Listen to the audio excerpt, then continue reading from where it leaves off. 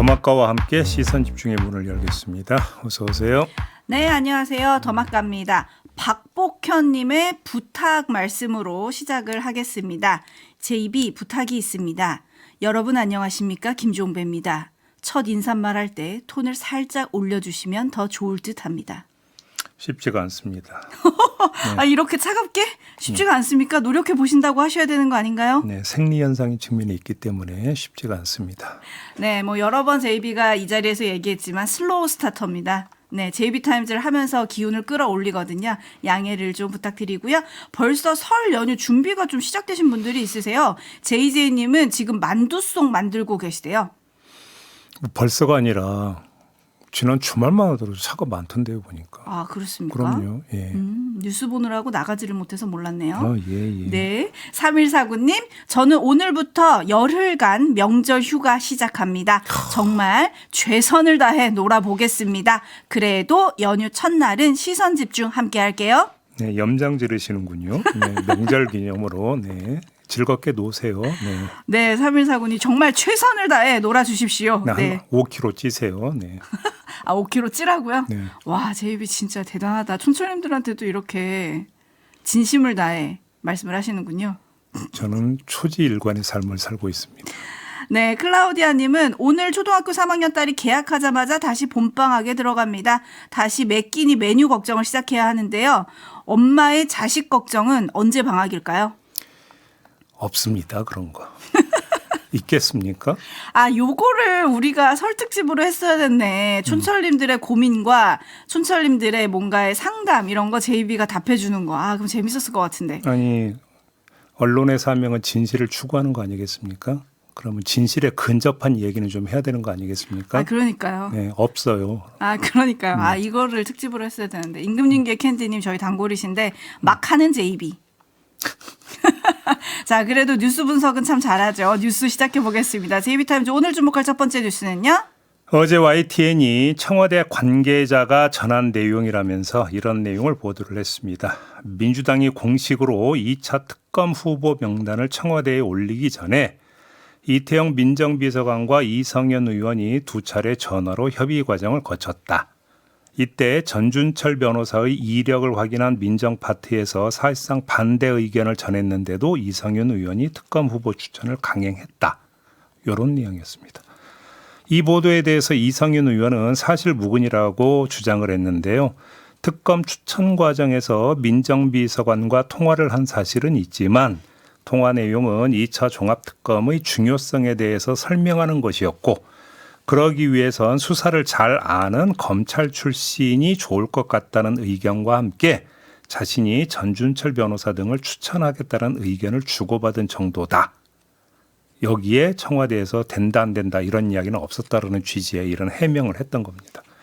논란이 커지니까 강훈식 비서실장이 나서서 YTN 보도에 대해서는 대통령 인사사안의 특성상 사실관계를 확인해 줄 수 없다라고 했고요. 통상적으로 당 추천 인사에 대해서는 후보자를 최종 통보받은 이후 모든 절차가 진행된다라고 밝혔습니다. 자, 여기서 짚을 점이 크게 두 갈래가 있습니다. 어떤 거죠? 먼저 진위 여부인데요. 청와대 관계자와 이성윤 의원 주장에서 겹치는 부분이 있습니다. 통화했다라는 것은 양쪽 모두 인정을 하고 있습니다. 그다음에 전준철 변호사의 이름 석자가 나온 것까지는 양쪽 모두 공통됩니다. 문제는 그 다음이죠.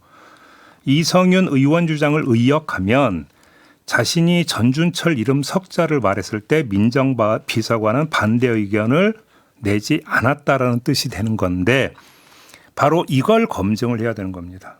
이 문제를 검증하는 데 있어서 포인트가 있는데요. 청와대가 전준철 변호사의 이력을 사전에 알고 있었느냐 여부 아니겠습니까?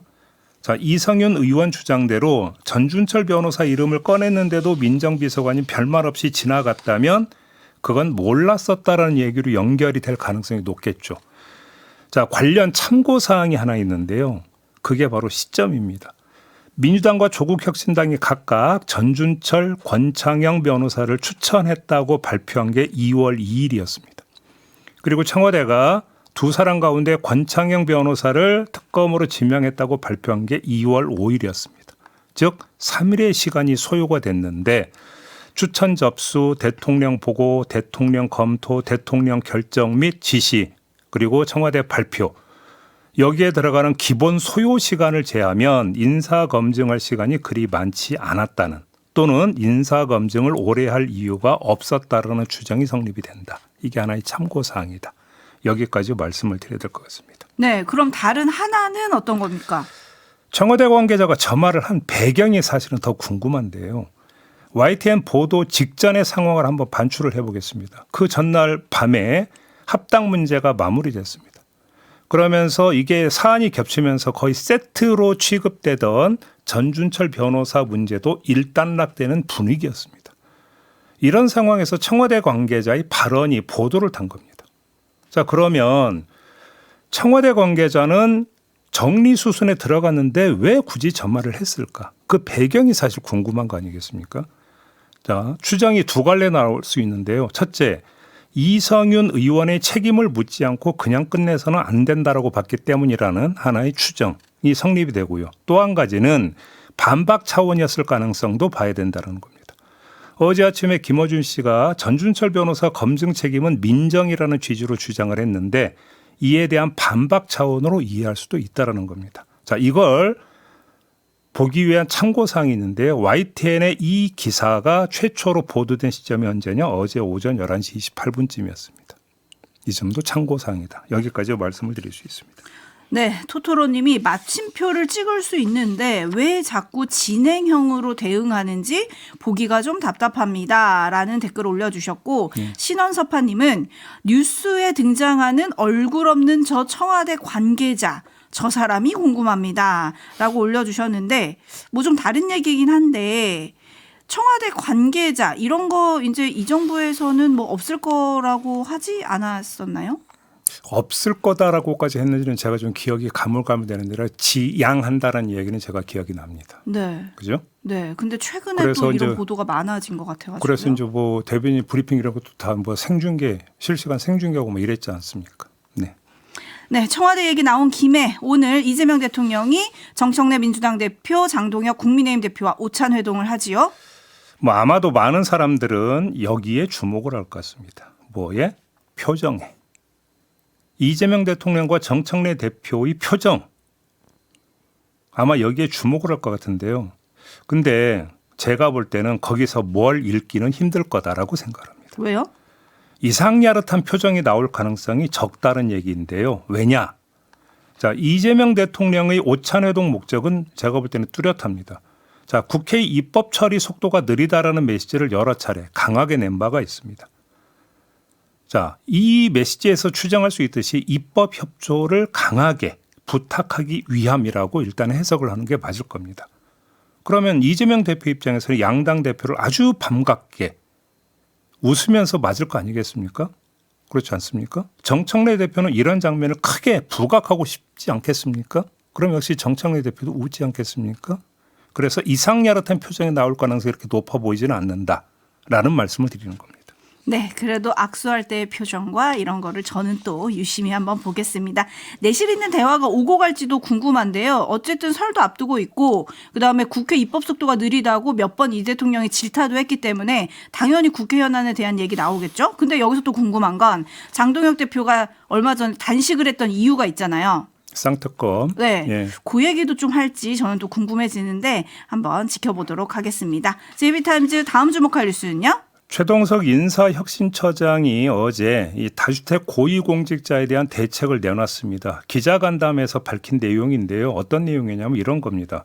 4급 이상 공무원은 재산을 신고하도록 돼 있는데 이 과정에서 부동산 보유 현황이 바뀔 경우 그 이유를 소명하도록 하려고 한다. 이를 통해서 고위공직자들이 재산심사 때 더 부담을 갖도록 할 것이다. 고위공직자의 부동산이 1주택 수준에서 머물도록 하는 것이 목표다. 오. 이렇게 이야기를 했습니다. 네, 고위공직자 부동산이 1주택 수준에 머물도록 하는 게 목표다. 평가는요? 자, 두 가지 경우가 있습니다. 첫째, 주택 수가 줄어들었다라는 신고를 하는 경우. 자, 이때는 부담을 가질 이유가 없겠죠. 오히려 부담을 내려놓는 거 아니겠습니까? 그러니까 최동석 처장이 이야기했던 경우에 해당은 제가 볼 때 안 될 것 같습니다. 두 번째, 따라서 이 대책은 집을 추가로 사는 경우를 상정한 것이라고 보는 게 타당할 것 같습니다. 장기적으로 본다면 효과가 있을 수 있겠죠. 이걸 지속한다면. 근데 지금 당장의 관심사이자 현안은 뭐냐면 집을 여러 채 갖고 있는 고위공직자의 매각 유도 아니겠습니까? 이 점으로만 한정을 한다면 직방 효과가 바로 나오겠느냐? 그렇게 보기엔 좀 힘들지 않느냐라는 생각도 한번 해볼 수는 있을 것 같습니다. 그래도 고위공직자는 1년에 한 번씩 이제 정기 재산 변동 신고를 하죠. 네. 여기에 이제 이런 게 나타날 수도 있다는 거잖아요. 그렇습니다. 한번 누가 정리하는지 지켜보도록 하겠습니다. 반면에 지금 어떤 촌철님은 그냥 강제하지 마시고 알아서 하게 두세요. 1주택 이상이면 세금 내겠죠. 뭐 이런 의견도 있기는 합니다. 제이비타임즈 다음 주목할 뉴스 오디오로 먼저 만나보시죠. 지난해 개인 체납액이 전국에서 가장 많았던 윤석열 전 대통령의 장모 최은순 씨가 보유하고 있던 부동산에 대한 공매 절차가 시작되자 체납액 절반 이상을 납부했습니다. 경기 성남시에 따르면 최 씨는 과징금 체납액 25억 원 중 13억 원을 냈습니다. 압류 부동산에 대한 공매가 공고된 지 6일 만으로 지난달 22일에 낸 2천만 원을 더하면 지금까지 최 씨의 납부액은 모두 13억 2천만 원입니다. 네, 결국 이렇게 됐어요. 짚을 게 있는데요. 왜 13억 2천만 원만 냈느냐라는 점을 좀 짚어야 될 것 같습니다.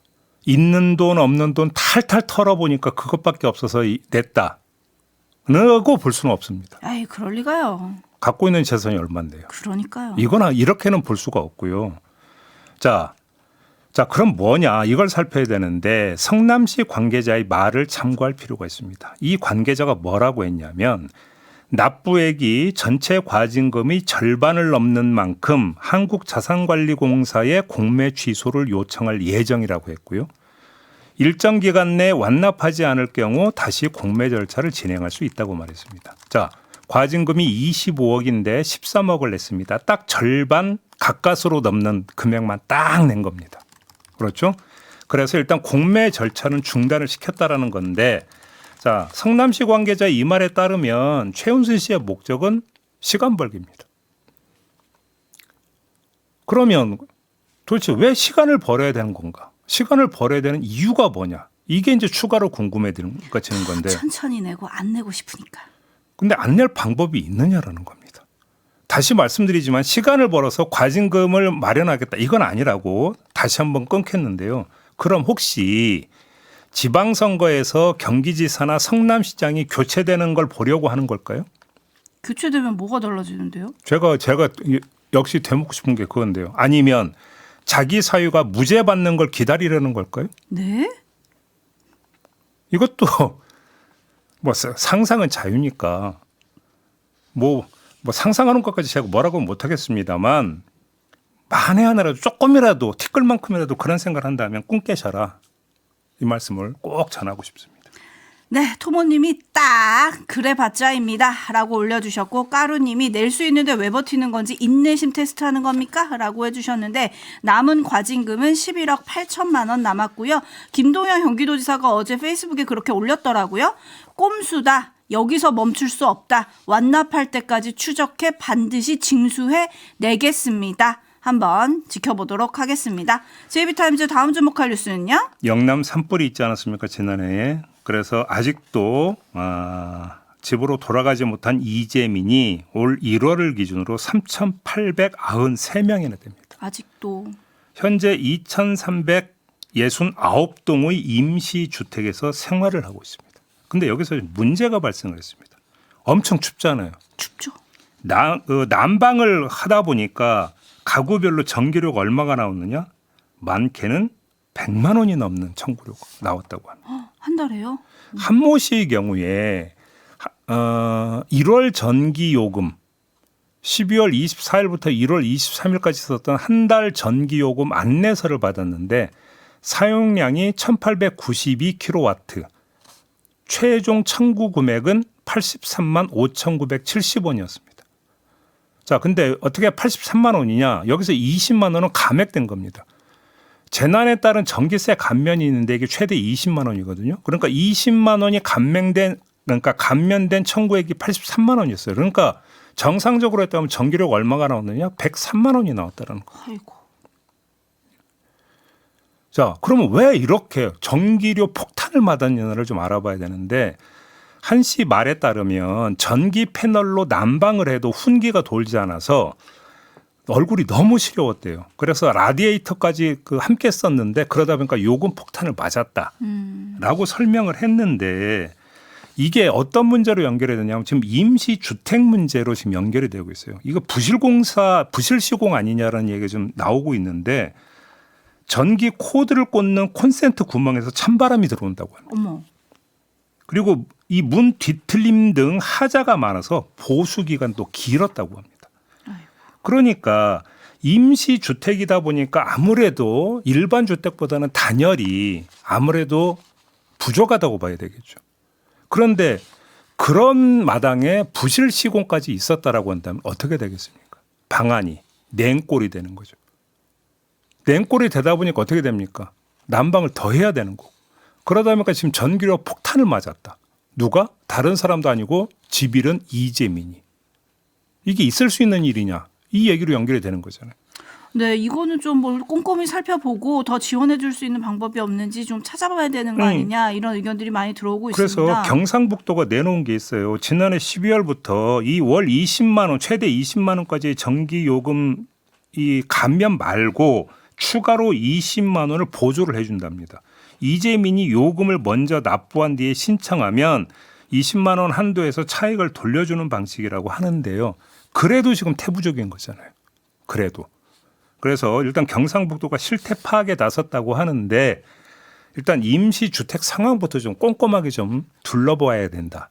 이런 말씀을 좀 드려야 될 것 같습니다. 네, 전기 콘센트에서 찬바람이 들어온다는 건 전 진짜 듣도 보도 못한 얘기여가지고 그러니까요. 좀 충격적이긴 하네요. 어찌합니까 님이 감기에도 걸리셨겠네요. 건강은 어떻게 합니까? 라는 건강 걱정도 올려주셨고요. 옥황상제님은 배보다 배꼽이 크다더니 거참 전기와 수도료 더 많이 감면하는 것이 정상 아닙니까? 라는 의견들 많이 보내오고 계신데요. 민생 하잖아요. 정치권에서. 네. 이게 바로 민생입니다. 잘 살펴주시길 바라고요. JB타임즈 다음 주목할 뉴스는요. 한국일보가 춘천경찰서 공공안녕정보과 외사계의 첩보 보고서를 입수를 했습니다. 경찰은 2022년 6월 3일자로 7쪽 분량의 이 보고서 명칭이 통일교 총재 및 재단 고위 관계자 비위 혐의 관련 보고서입니다. 이거를 작성을 했다고 하는데 내용이 뭐냐? 한학자 총재와 정원주 비서실장 등등이 미국 라스베이거스 MGM 리조트 계열 호텔 카지노에서 적게는 50만 달러, 많게는 1,600만 달러 자금을 수백 회 도박에 사용을 했고 그 과정에서 재단 및 그룹 돈을 횡령해서 환치게 한 정황이 있다라는 내용이었다고 합니다. 관련해서 윤영호 전 세계본부장이 특검 등에서 진술한 내용은 이미 보도를 탄 적이 있었습니다. 그랬죠. 2022년 10월 3일 권성동 국민의힘 의원으로부터 총재님 카지노 하시냐라는 취지로 수사 첩보를 전달받았다라는 진술을 한 적이 있었습니다. 이것 말고 또 진술한 게 있습니다. 이철규 국민의힘 의원이 수사 무마해 줬다라는 취지로 이야기했다라는 걸 들었다라는 진술도 한 바가 있었습니다. 그래서 이렇게까지 했고 특히나 이 첩보 보고서는 최고 레벨로 지정이 된 적이 있었답니다. 경찰 안에서. 그런데 어떻게 됐냐? 암장돼 버렸다는 거죠. 수사가 안 됐다는 거죠. 그렇죠. 그럼 도대체 그 배경이 뭐냐? 또 당연히 이 이야기가 안 나올 수가 없는 것이죠. 그렇죠. 요 얘기까지 전하고요. 한 소식 짧게 더 전해드리겠습니다. 가수 아이유 씨. 아이유 씨 소속사가 아이유 씨에 대해서 허위 사실을 퍼뜨린 사람들에 대한 법원 판결을 어제 전했는데요. 지난해에 총 96명을 형사 고소 및 민사 소송을 한 결과입니다.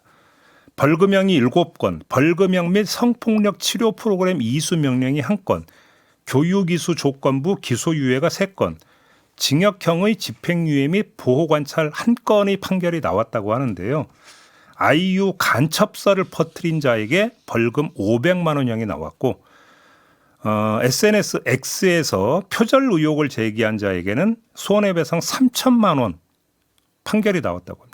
중대범죄 연루설 및 국적, 정체성과 관련된 허위 루머를 반복적으로 유포하고 성희롱성 게시물을 작성한 자에게는 징역 10개월에 집행유예 2년 및 보호관찰을 선고를 했다고 하는데 이런 도대체 어떤 머리에서 간첩설까지 지어내는지는 잘 모르겠습니다만 이런 사람들은 엄벌에 져야 됩니다.